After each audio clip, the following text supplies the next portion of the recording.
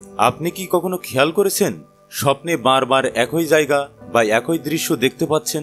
হয়তো একই রাস্তা, একই বাড়ি কিংবা কোনো অচেনা জায়গা, যা আবারও ফিরে আসে আপনার স্বপ্নে। এটা কি কেবল কাকতালীয়, নাকি আমাদের মনের ভেতরে লুকিয়ে থাকা কোনো গভীর রহস্যের ইঙ্গিত? Welcome to Explanest. আজ আমরা জানব কেন একই জায়গা বারবার স্বপ্নে ফিরে আসে এবং এর পিছনে মনোবিজ্ঞান ও বিজ্ঞানের কি ব্যাখ্যা আছে। স্বপ্ন আসলে তৈরি হয় আমাদের মস্তিষ্কের ভেতরে ঘুমের একটি বিশেষ পর্যায়ে, যাকে বলা হয় REM স্টেজ।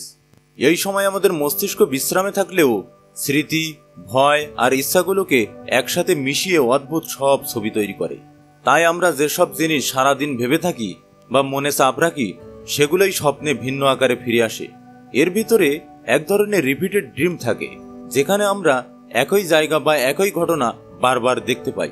মনোবিজ্ঞানীরা বলেন এর পেছনে কয়েকটি প্রধান কারণ রয়েছে। প্রথমত, অমীমাংসিত সমস্যা বা আনসলভ ইস্যু। যদি আপনার জীবনে কোনো ভয়, চাপ বা দুশ্চিন্তা থেকে যায়, মস্তিষ্ক তা স্বপ্নের মাধ্যমে বারবার মনে করিয়ে দিতে চায়। দ্বিতীয়ত, শৈশবের স্মৃতি। ছোটবেলায় যেসব জায়গার সাথে গভীর আবেগ জড়িয়ে থাকে, সেগুলো বারবার স্বপ্নে ফিরে আসতে পারে। আরেকটি কারণ হলো আবেগীয় সংকেত। আমাদের মনের ভেতরে যদি কোনো অনুভূতি জমে থাকে যেটা আমরা প্রকাশ করতে পারিনি, মস্তিষ্ক তার স্বপ্নে একই দৃশ্য বা একই জায়গা দিয়ে দেখায়। অন্যদিকে বিজ্ঞানের দৃষ্টিভঙ্গিও বেশ আকর্ষণীয়।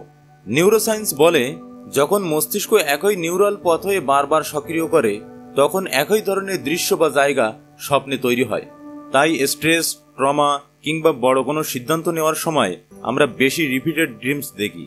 সহজ করে বললে, স্বপ্ন আমাদের কাছে মস্তিষ্কের এক ধরনের বার্তা, এখানেই মনোযোগ দাও।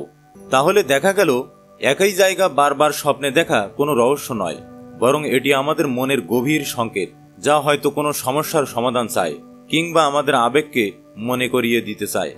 যদি ভিডিওটি ভালো লেগে থাকে তবে অবশ্যই লাইক করুন এবং সাবস্ক্রাইব করুন। ধন্যবাদ।